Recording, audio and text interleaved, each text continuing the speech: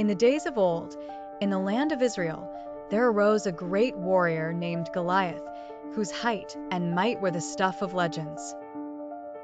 Clad in gleaming armor, with a spear that seemed to pierce the heavens and a shield that rendered the bravest hearts to quiver, he was a terror to behold.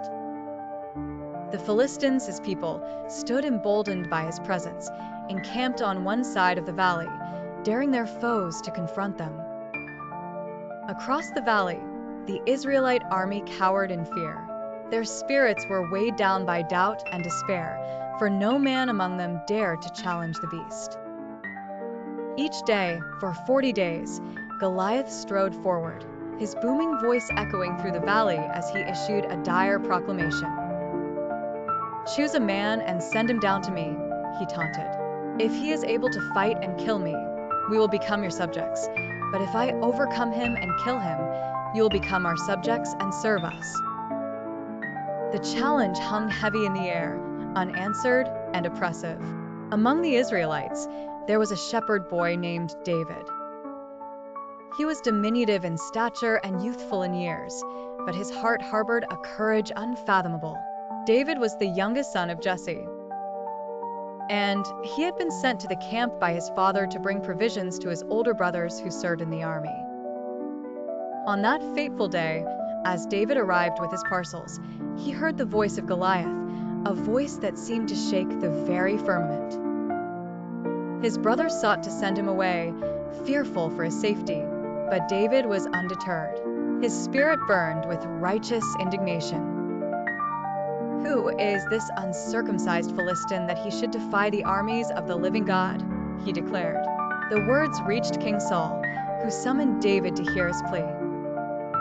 Before the king, David spoke with a fervor uncharacteristic for one so young. "Let no one lose heart on account of this Philistine. Your servant will go and fight him," he said. King Saul, taken aback, offered his own armor to the boy, but David rejected it.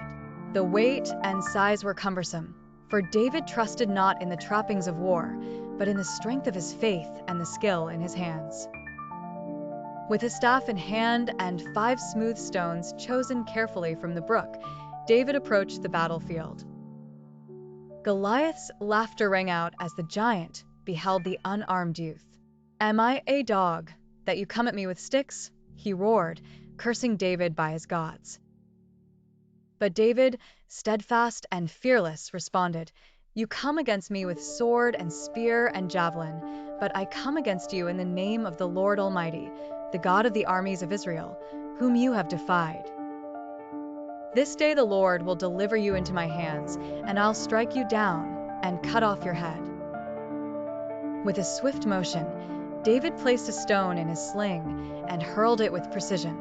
The stone struck Goliath on the forehead, and the giant fell to the ground with a thunderous crash. The Philistines stood in stunned silence as David ran forward, seized Goliath's sword, and beheaded the fallen warrior.